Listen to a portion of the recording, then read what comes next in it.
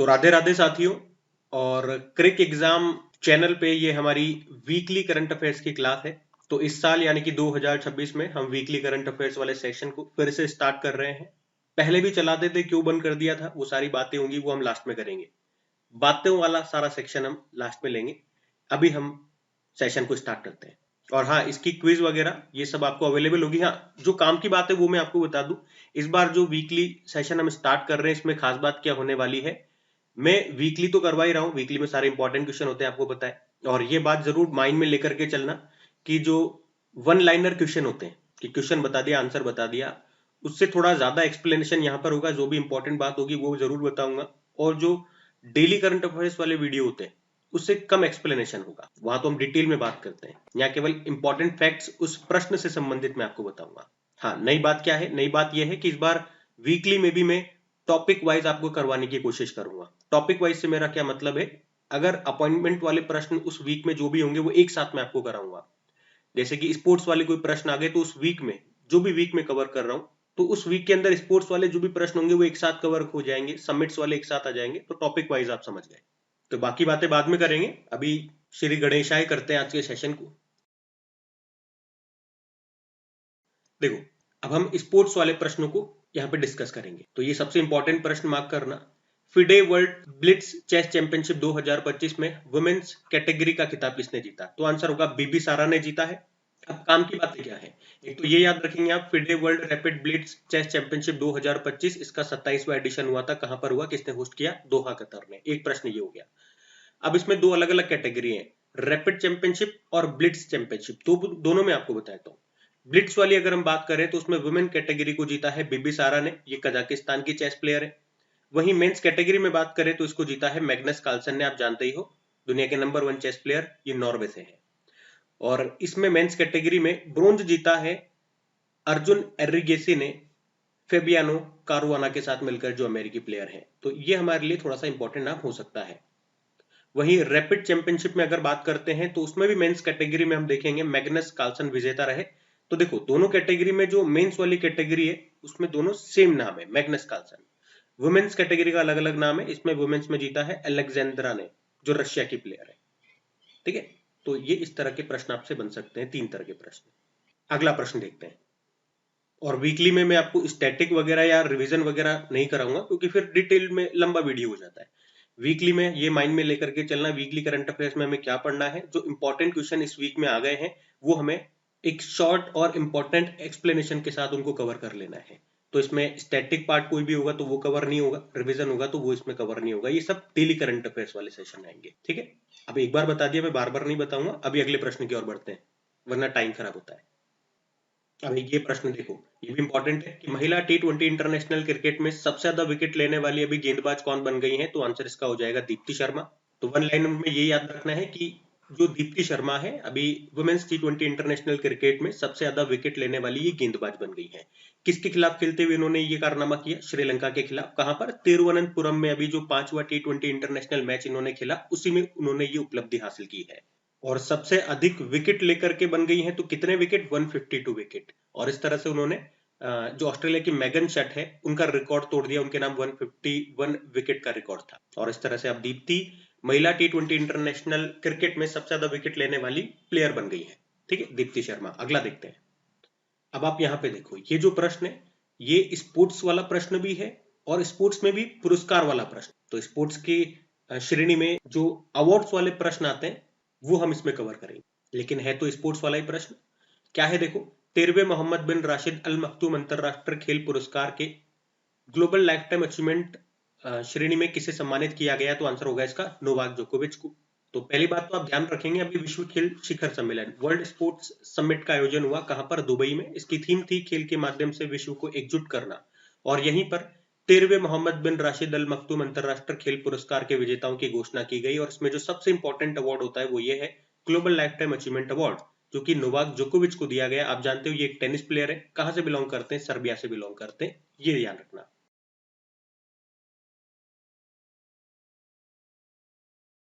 फिर इस प्रश्न में देखो, अभी हाल ही में भारत किसे पछाड़कर दुनिया की चौथी सबसे बड़ी अर्थव्यवस्था बन गया, इकोनॉमी बन गया है? तो आंसर हो जाएगा इसका जापान। तो 2025 में भारत की जो जीडीपी है वो कितनी हो चुकी है, 4.18 ट्रिलियन डॉलर हो चुकी है, और इसी के साथ भारत जापान को पीछे छोड़कर दुनिया की चौथी सबसे बड़ी इकोनॉमी बन गया है। पहले स्थान पे कौन है, अमेरिका है, दूसरे पे चाइना है, तीसरे पे अभी भी जर्मनी है, लेकिन भारत अब चौथे स्थान पे आ गया है, जापान को पीछे छोड़ दिया है। ठीक है, ये ध्यान रखना।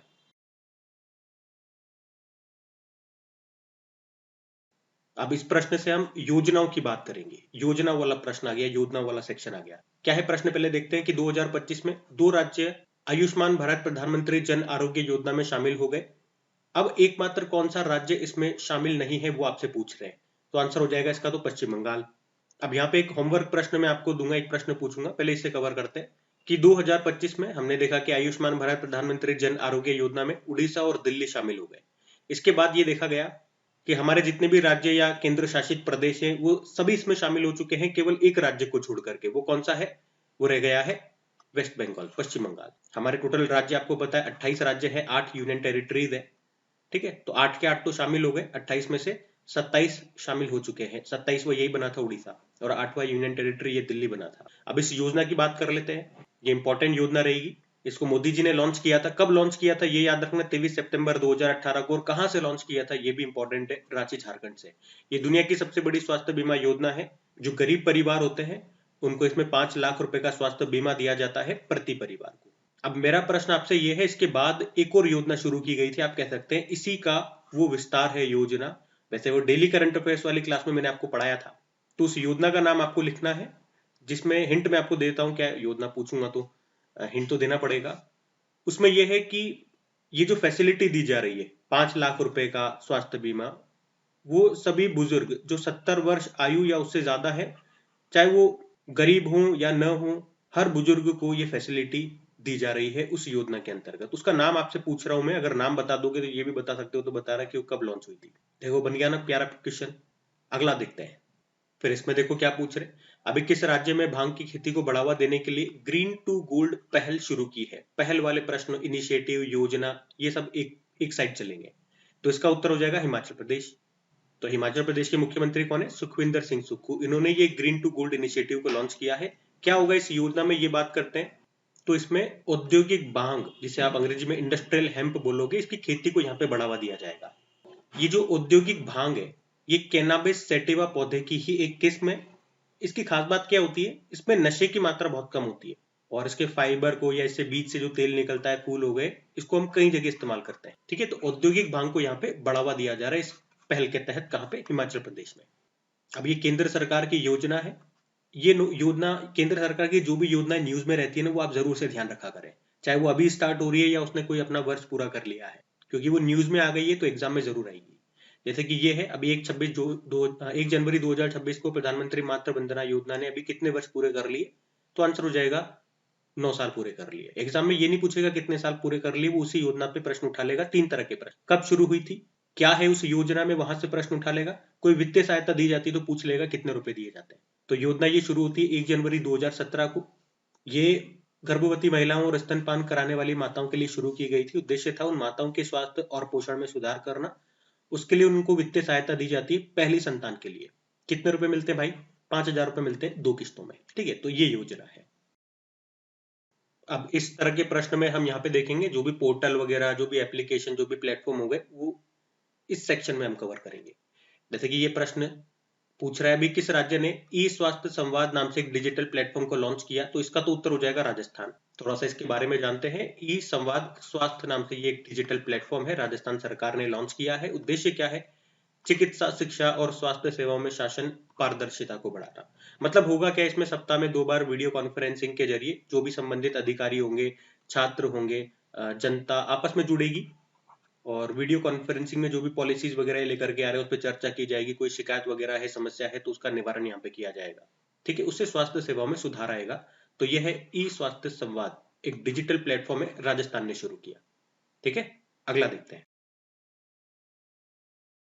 अब ये प्रश्न देखो, यहाँ हम देखेंगे महिलाओं से संबंधित प्रश्न है। तो महिलाओं के द्वारा जो भी अचीवमेंट है, नियुक्तियां है, महिलाओं से संबंधित अगर कोई न्यूज है तो वो हम यहाँ पे कवर करेंगे।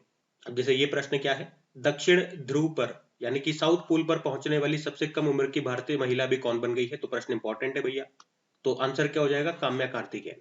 तो काम्या कार्तिकेयन का नाम याद रखना है, क्योंकि अभी पृथ्वी के साउथ पोल तक स्कीइंग करके पहुंचने वाली सबसे कम उम्र की भारतीय महिला बन गई है, और दुनिया में देखोगे तो ऐसा करने वाली ये दूसरी सबसे कम उम्र की महिला बन गई है। स्कीइंग मतलब समझ में आता है ना, मैंने आपको समझाया था, पैरों में जैसे बर्फ पे पैरों में ऐसे कुछ बांध लेते हैं स्केट्स की तरह का और फिर फिसलते हैं, तो वही स्कीइंग है। काम्या कार्तिकेयन ये कहां से बिलोंग करती है, याद रखना, मुंबई से बिलोंग करती है।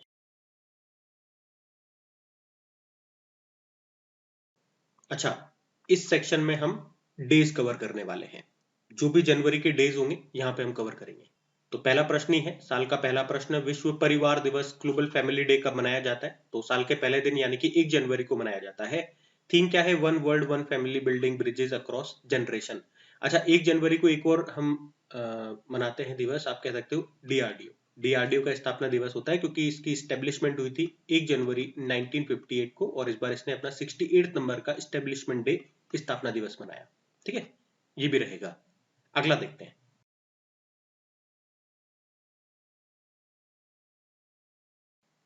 अब ये देखो, मोस्ट इंपॉर्टेंट प्रश्न हो गया, और इस सेक्शन में हम कवर करेंगे जो भी दुनिया या भारत में जो भी पहले से संबंधित है, पहली बार जो भी चीजें हुई हैं, फर्स्ट टाइम इन न्यूज वाले सेक्शन में, आप समझ लो इसे, है ना। तो क्या प्रश्न है भैया कि पारंपरिक डाक सेवा को बंद करने वाला अभी दुनिया का पहला देश कौन सा बन गया? तो आंसर हो जाएगा इसका डेनमार्क। अब जो मंथ में मैं आपको लास्ट में वन लाइनर रिवीजन भी दूंगा ना, वो इसी तरह से होगा। अभी जैसे मैंने प्रश्न बता दिया, उसके बाद आंसर बता दिया, डेनमार्क, खत्म बात, अगले प्रश्न में पढ़ जाएंगे। ये होता है वन लाइनर रिवीजन। और डिटेल में आप जानते ही हो डेली करंट अफेयर्स में। और जो वीकली वाला सेक्शन है उसमें आप देख पाओगे वन लाइनर से थोड़ा ज्यादा एक्सप्लेनेशन होगा और डिटेल वाले से थोड़ा कम होगा, मतलब जो काम की बात होगी वही यहाँ पे होगा। तो साल का पहला वीकली है, तो एक बार मैं आपके माइंड में सेट करना चाहता हूँ कि इसमें हम करने क्या वाले हैं, ताकि मुझे आगे बार बार बताने की जरूरत ना पड़े और आपके भी दिमाग में फिट रहे कि हमें यहाँ पे ये मिलने वाला है। तो देखो भैया, डेनमार्क अपनी पारंपरिक डाक सेवा को बंद करने वाला दुनिया का पहला देश बन गया है। और यहाँ पे डाक सेवा कब शुरू हुई थी? ये 1624 में शुरू हुई थी, तभी लगभग हम देखेंगे 400 सालों के बाद अभी इसे बंद कर दिया गया। अब डाक से संबंधित ये 2 दिवस आप ध्यान रख लेना, राष्ट्रीय डाक दिवस 10 अक्टूबर और विश्व डाक दिवस 9 अक्टूबर को। अब ये डेली करंट अफेयर्स में देखो, जब डिटेल में मैं आपको कराता हूँ तो एग्जाम में पूछे गए इससे संबंधित प्रश्न भी मैं आपको कराता हूँ। एसएससी सीपीयू में पूछा गया था, ये देख लो, आगे भी देख सकते हो। ये भी यूपी ट्रिपल एससी में पूछा गया था, ये टीचर के एग्जाम होते हैं, सेकंड ग्रेड टीचर राजस्थान में, तब पूछा गया था। ये इसी से संबंधित, डाक सेवा से संबंधित प्रश्न है। ठीक है, तो ये यहाँ पे नहीं करते हम, ये करते हैं अपन डेली करंट अफेयर्स वाले सेक्शन में। इसलिए बता रहा हूँ, अगर कोई स्टूडेंट पहली बार हमसे जुड़ रहे हैं और अगर वो चाहते हैं कि डेली करंट अफेयर्स में क्या मिलेगा, तो भाई ये मिलेगा, ये चाहिए तो वहां आना पड़ेगा। अगला देखते हैं। अब ये प्रश्न भी देखो अच्छा है कि 1 जनवरी 2026 से स्टील और एल्यूमिनियम पर दुनिया का पहला कार्बन टैक्स, जिसे बोलेंगे सीबीएम, सीबीएम का मतलब हो गया कार्बन बॉर्डर एडजस्टमेंट मैकेनिज्म, इसको भी किसने लागू किया? तो यूरोपियन यूनियन आंसर होगा। अब आप डेली करंट अफेयर्स वाली क्लास अगर देखोगे ना, तो इसी प्रश्न में मैंने इसको डिटेल से और आसान भाषा में समझाने के लिए 5-6 मिनट लगाए थे। अब यहाँ थोड़ी नहीं लगा सकते हैं, लेकिन फिर भी लिखे हुए फॉर्मेट में आपके सामने है। अगर वीडियो को आप पॉज करके रीड करना चाहते हैं, आपके पास समय है, तो पढ़ सकते हैं आराम से। फिर भी मैं आपको शॉर्ट में समझा देता हूँ कि ये है क्या। तो नाम से समझ में आ रहा है, एक तरह का कार्बन टैक्स है।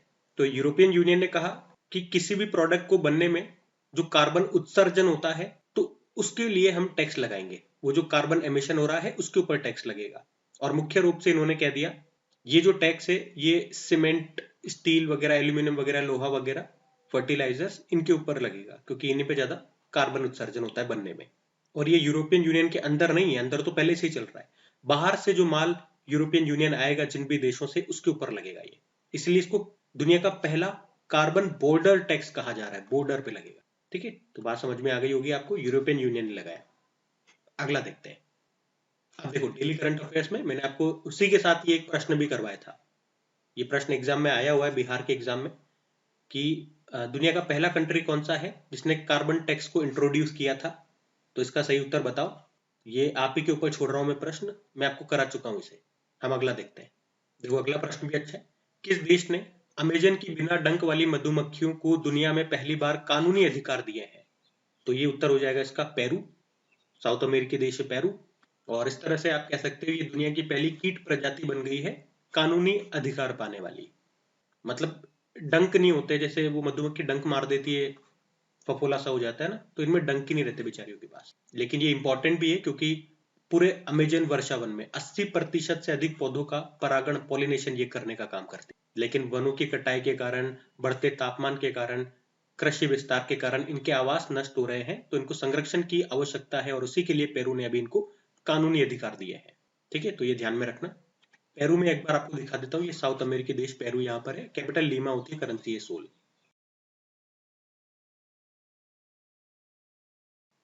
अब यहाँ पे हम बात करेंगे, देखो ये भी अच्छा प्रश्न है, एआई से संबंधित जो प्रश्न होंगे वो हम यहाँ पे कवर करेंगे।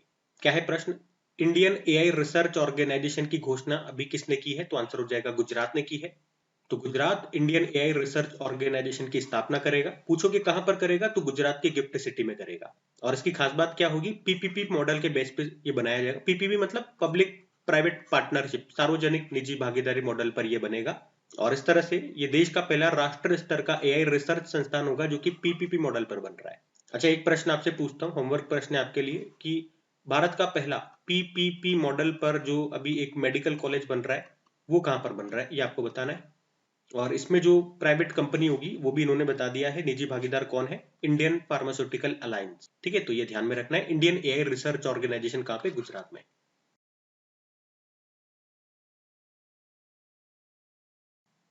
तो अब आप ध्यान देना, इस तरह के प्रश्न में हम डिफेंस वाले जो भी प्रश्न होंगे वो सारे इसमें कवर करने वाले हैं। कोई रॉकेट हो गया, मिसाइल हो गया, वेपन हो गया, तो इसकी एक कैटेगरी बन गई है। अब जैसे इसमें देखो क्या पूछ रहा है, Pinaka long range guided missile rocket, इसका पहला उड़ान परीक्षण कहां पर किया गया? तो इसका उत्तर हो जाएगा उड़ीसा में किया गया। और परीक्षण किया किसने? जिसने इसको तैयार किया है किसने? तो याद रखेंगे डीआरडीओ ने। तो ये भारत में स्वदेशी रूप से विकसित है, Pinaka long range guided rocket. इसका भी पहली बार सफल उड़ान परीक्षण हुआ है। 120 का मतलब क्या हो गया? ये तो समझ गए ना, लॉन्ग रेंज गाइडेड रॉकेट। 120 मतलब इसका रेंज है 120 किलोमीटर। कहां पर किया गया ये परीक्षण? उड़ीसा में जो चांदीपुर टेस्ट फायरिंग रेंज है वहां पर। इसका जो नाम है पिनाका, वो भगवान शिव जी के धनुष के नाम पे रखा है। एक तरह से पिनाका है क्या, आप कह सकते हो रॉकेट लॉन्चिंग सिस्टम है। ट्रक के ऊपर ये फिट रहता है, एक बार में बहुत सारी मिसाइलें दाग देगा, मतलब multi barrel rocket launcher system है ये। और कौन सा देश इसे हमसे खरीद चुका है? आर्मेनिया। अब ये मत कहना कि इसका तो पहली बार परीक्षण हम कर रहे हैं, अभी से कहां से खरीद लिया। पिनाका के बहुत सारे रेंज आप कह सकते हो, ये सबसे ज्यादा रेंज वाला है 120 किलोमीटर वाला। इससे छोटे रेंज वाले भी हमारे पास हैं, तो उनमें से किसी एक को खरीदा है आर्मेनिया ने। ठीक है, तो ये एक रॉकेट लॉन्चर सिस्टम है, ध्यान रखना। अगला देखते हैं।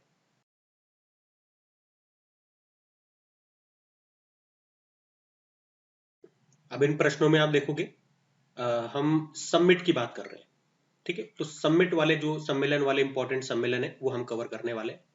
तो एआई इम्पैक्ट समिट की सबसे पहले हम बात करते हैं। 2026 में इसकी मेजबानी कौन कर रहा है? तो आंसर होगा भारत। फरवरी में होगी ये एआई इम्पैक्ट समिट, भारत में भी कहा? नई दिल्ली में होगी। थीम भी है democratising AI bridging and AI divide.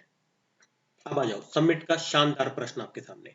2026 में G7 समिट की मेजबानी ये कौन करेगा? तो इसको कर रहा है फ्रांस। आपको पता है 2025 में G7 को होस्ट किया था किसने? कनाडा ने होस्ट किया था। तो G7 समिट हमने बात करी, 2026 में इसका 52 नंबर का एडिशन होगा, होस्ट करेगा फ्रांस। फ्रांस में भी कौन सा शहर? एवियन लेस पेन शहर, जून में होगा ये। ठीक है, ये ध्यान रखना। अब जैसा कि नाम से क्लियर है, इस कैटेगरी में हम क्या करने वाले हैं? अपॉइंटमेंट वाले प्रश्न पढ़ने वाले हैं। जो भी इंपॉर्टेंट अपॉइंटमेंट्स है वो हम यहाँ पे कवर करेंगे। जैसे कि इस प्रश्न में पूछ रहे हैं, अभी अटल स्मृति न्यास का अध्यक्ष किसे बनाया गया? तो आंसर होगा एम वेंकैया नायडू को। अब ये प्रश्न इतना ज्यादा इंपॉर्टेंट नहीं है, लेकिन ये शख्सियत इंपॉर्टेंट है क्योंकि हमारे पूर्व वाइस प्रेसिडेंट है, इनको अपॉइंट किया गया है, इसलिए प्रश्न मैंने लिया। तो एक लाइन में याद रखेंगे, अटल स्मृति न्यास, इसका अध्यक्ष हमारे पूर्व vice president M Venkaiah Naidu बने, विजय कुमार मल्होत्रा का इन्होंने स्थान लिया। क्या है अटल स्मृति न्यास? एक संस्था है जिसका मुख्य काम है, जो पूर्व प्रधानमंत्री थे अटल बिहारी वाजपेयी, उनके जीवन विचारों, राष्ट्र निर्माण में उनके योगदान को संरक्षित करना। लेकिन यहाँ पे एक प्रश्न जरूर मैं आपसे पूछ लूंगा। अभी उत्तर प्रदेश में मोदी जी ने, आपको याद है, लखनऊ में राष्ट्र प्रेरणा स्थल का उद्घाटन किया था। इसमें 3 जनों की लंबी लंबी मूर्तियां स्थापित की गई थी, जिसमें से एक तो अटल बिहारी जी थे। बाकी 2 के नाम आपको बताने और तीनों की हाइट कितनी थी ये आप बता दो। ये आपके लिए 2 प्रश्न हो गए तैयार। अगला हम देखते हैं, तो इंटरनेशनल अपॉइंटमेंट। इंटरनेशनल अपॉइंटमेंट वो भी कौन से यहाँ पे होंगे? जो भी प्रधानमंत्री किसी देश में बन रहे हैं, प्रेसिडेंट किसी देश में बन रहे हैं, तो वो आपको यहाँ पे देखने को मिलेंगे। लेकिन अभी है तो अपॉइंटमेंट ही, तो इसको देखते हैं। गिनी देश के राष्ट्रपति पद का चुनाव अभी किसने जीत लिया, तो मामाडी डोम्बोया ने जीत लिया है। इसमें ज्यादा डिटेल में नहीं जाना है, साथ में इसमें ये एक्स्ट्रा मैं आपके लिए कर दूंगा, जो भी देश न्यूज में आ रहा है उसके स्टैटिक में आपको बताता हुआ चलूंगा, लोकेशन हम देख लेंगे, 2 सेकंड लगेंगे। ये अफ्रीकी देश है गिनी, आप देख सकते हो यहाँ पर, कैपिटल इसकी कोनाक्री होती है, करेंसी है गिनियन फ्रैंक, देख लिया। बढ़ते हैं आगे। अब ये मोस्ट इंपॉर्टेंट प्रश्न हो गया आपका अपॉइंटमेंट का, कि 1 जनवरी 2026 को भारतीय वायुसेना के उप प्रमुख यानी कि वाइस चीफ कौन बन गए हैं, तो भैया नागेश कपूर बन गए हैं। और नागेश कपूर ने यहाँ पे किनका स्थान लिया, नर्मदेश्वर तिवारी का स्थान लिया है। ठीक है, तो ये ध्यान रखना है। और हमारे एयर चीफ मार्शल कौन है, अमरप्रीत सिंह है, और एयर फोर्स डे 8 अक्टूबर को होता है। अब ये प्रश्न देखो, इसमें पूछ रहे पटना हाईकोर्ट के नए चीफ जस्टिस कौन बन गए, तो यहाँ पे 3 प्रश्न कराऊंगा, एक ही प्रश्न पे 3 प्रश्न कराने वाला हूं मैं, ध्यान से सुनना। संगम कुमार साहू तो इसका उत्तर हो जाएगा। एक्चुअली में ये जो संगम कुमार साहू है, अभी तक ये मेघालय हाईकोर्ट में चीफ जस्टिस थे, लेकिन अभी इनको शिफ्ट कर दिया पटना हाईकोर्ट, अब ये पटना हाईकोर्ट के नए चीफ जस्टिस बन गए। एक तो ये प्रश्न हो गया। दूसरा अपॉइंटमेंट है केरल हाईकोर्ट का, केरल हाईकोर्ट में नए चीफ जस्टिस बने हैं सोमेन सेन, अभी 9 जनवरी के बाद से ये पद संभाल लेंगे। और मेघालय हाईकोर्ट का हमने कहा, मेघालय हाईकोर्ट के ये जो संगम कुमार थे वो चले गए, पटना में चले गए, तो ये स्थान खाली हो गया। तो फिर यहाँ पे किसको बना दिया, मेघालय हाईकोर्ट में नए चीफ जस्टिस बन गए रेवती प्रशांत मोहिते डेरे, ये एक ही नाम है। ठीक है, तो ये तीनों हाईकोर्ट में भी नए अपॉइंटमेंट हुए हैं, ध्यान में रखना। अगला देखते हैं। अब ये स्पोर्ट्स में अपॉइंटमेंट वाला प्रश्न है कि भारतीय महिला हॉकी टीम के भी नए कोच कौन बन गए, तो अभी तक हरविंदर सिंह थे, लेकिन अब नए बन गए हैं सोजर्ड मारिजाने। सोजर्ड मारिजाने, ये इनके देश का नाम जरूर याद रखना, नीदरलैंड से आते हैं ये। ठीक है, सोजर्ड मारिजाने।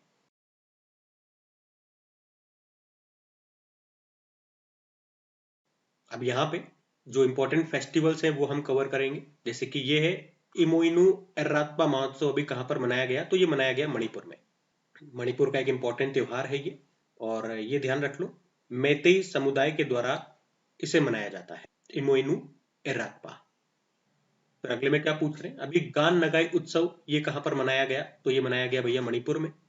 और इसमें देखो एग्जाम में कई बार प्रश्न आता है, तो ये प्रश्न को इंपॉर्टेंट मार्क कर लेना। एग्जाम में प्रश्न आता है भैया गान नगाई महोत्सव कहाँ मनाया जाता है, तो मणिपुर। एक और तरह का प्रश्न बनता है एग्जाम में कि कौन मनाता है, किस समुदाय के द्वारा ये मनाया जाता है।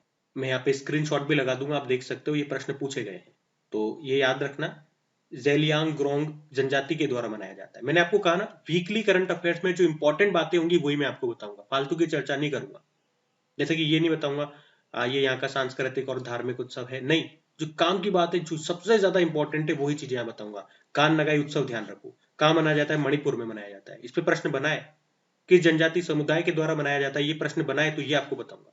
और फालतू बातें नहीं होगी, जो कहते हैं ना मक्खन मक्खन, वो मक्खन मैं यहाँ पे दूंगा, फालतू चीजें नहीं, क्योंकि मेरे को कम समय में ज्यादा इंपॉर्टेंट प्रश्न और इंपॉर्टेंट फैक्ट्स यहाँ पे कवर करने हैं। और इतने दिनों के बाद मैं वीकली करंट अफेयर्स फिर से लेकर के आ रहा हूँ, तो मेरी कोशिश है पहले से भी ज्यादा इसको बेस्ट देने की। बाकी आप लोगों के ऊपर रहेगा कि आप लोग इस सेशन को सपोर्ट जरूर कीजिएगा, हमारे सेशन को सपोर्ट नहीं मिलता, इसलिए फिर बीच में से बंद करना पड़ जाता है।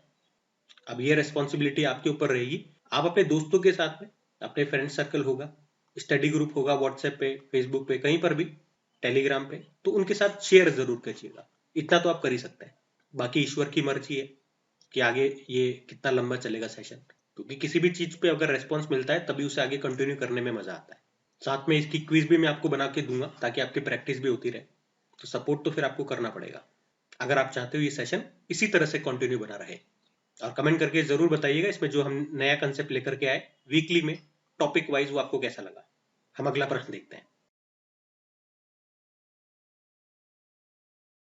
अब नाम से ही आपको समझ में आ रहा है, अब इस सेशन में हम क्या करेंगे, इस सेशन में हम सम्मान अवार्ड्स वाले जो भी इंपॉर्टेंट प्रश्न होंगे वो कवर करेंगे। तो देखो इसमें क्या पूछ रहे हैं, इफ्को साहित्य सम्मान 2025 से अभी किसे सम्मानित किया गया, तो सही उत्तर हो जाएगा मैत्रेयी पुष्पा को। तो याद रखना 2025 के लिए भी इफ्को साहित्य सम्मान दिया गया, कथा लेखिका है मैत्रेयी पुष्पा। इसके अलावा एक और अवार्ड है इफ्को युवा साहित्य सम्मान 2025, अंकिता जैन को मिला उनकी पुस्तक ओहरे किसान के लिए। ठीक है, तो इफ्को ने यहाँ पे ये 2 साहित्य सम्मान दिए। इफ्को न्यूज में है तो एक बार देख लेना चाहिए उसे। 2-3 बातें याद रख लो, एक तो फुल फॉर्म ध्यान रख लो, Indian farmers fertilisers cooperative limited, क्योंकि ये विश्व की सबसे बड़ी उर्वरक सहकारी संस्था है, और स्थापना होती है 1967। दिलीप संघानी का नाम याद रखना, इसके चेयरमैन है। अगला देखते हैं।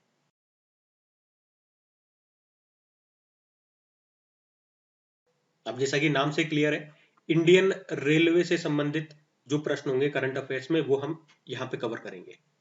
ये बहुत शानदार प्रश्न है कि भारतीय railway Vande Bharat sleeper train पहली बार ये शुरू हो रही है, किन के बीच चलेगी? तो आंसर होगा गुवाहाटी और हावड़ा।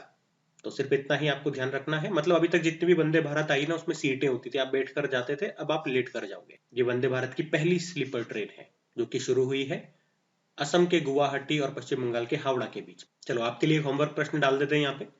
जो हमारी पहली वंदे भारत चली थी ना, उसका रूट क्या था, किन किन के बीच चली थी और कब चली थी? अगर डेट भी आपको पता है तो वो भी बताइए। बताओ। मैं इसीलिए पूछ रहा हूँ क्योंकि डेली करंट अफेयर्स वाली क्लास में मैंने आपको ये सारी बातें बताई, इसलिए मेरा हक बनता है पूछने का। हम अगला देखते हैं, बताओ। इस प्रश्न को भी मोस्ट इंपॉर्टेंट मार्क करना। क्या पूछ रहा है प्रश्न कि यूरो करेंसी को अपनाने वाला भी 21वां देश कौन सा बन गया है? तो सही उत्तर हो जाएगा बुल्गारिया बन गया है। तो एक लाइन में आपको यही याद रखना है कि यूरो करेंसी को अपनाने वाला भी 21वां देश बन गया है बुल्गारिया। अभी तक यहाँ पे कौन सी करेंसी चलती थी? बुल्गारियन लेव चलती थी। इससे पहले 20वां देश कौन सा बना था यूरो को अपनाने वाला? वो क्रोएशिया था। एक बार बुल्गारिया हमें देख लेना चाहिए क्योंकि इंपॉर्टेंट प्रश्न है ये रहा मैप में बुल्गारिया। यूरोपियन कंट्री है, कैपिटल इसकी सोफिया होती है, अब नई करेंसी यूरो है, प्रेसिडेंट है रुमन रादेव। ध्यान रखना। अब ये प्रश्न देखो, इसमें एक इंपॉर्टेंट बात है जो मैं आपको बताऊंगा आगे कि अभी भारत के राष्ट्रपति जी ने संताली भाषा की ओल चिकी लिपि के शताब्दी समारोह में हिस्सा लिया। कहां पर हुआ था इसका आयोजन? तो आंसर हो जाएगा झारखंड में। और झारखंड में भी कहां पे? झारखंड के जमशेदपुर में। और एक ये पॉइंट भी ध्यान में रख लेना, अभी कुछ दिन पहले राष्ट्रपति जी ने संताली भाषा की ये जो ओल चिकी लिपि है, इसमें भारत के संविधान को जारी किया था। तो सबसे इंपॉर्टेंट बात मुझे क्या बतानी थी वो यही है, इस लिपि के आविष्कारक कौन थे? पंडित रघुनाथ मुर्मू। कब? 1925 में। तभी तो अभी शताब्दी समारोह मनाया गया 2025 में। ठीक है, तो इनका नाम जरूर ध्यान में रखना। इस लिपि में 30 अक्षर होते हैं, बाएं से इसको दाएं लिखते हैं, लेफ्ट टू राइट। ठीक है, तो ये जरूर ध्यान में रखना, फिर से बोल रहा हूं। अगला देखते हैं। अब एक ये प्रश्न देखो, इसकी कहानी तो मैं आपको डेली करंट अफेयर्स वाले सेशन में डिटेल में बताई थी, लेकिन यहाँ पे जो स्टैटिक आपको ध्यान रखना है वो क्या है?